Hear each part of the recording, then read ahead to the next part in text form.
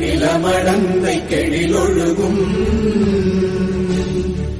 சீராரும் மதனமென திகழ்வரத கண்டமிதில்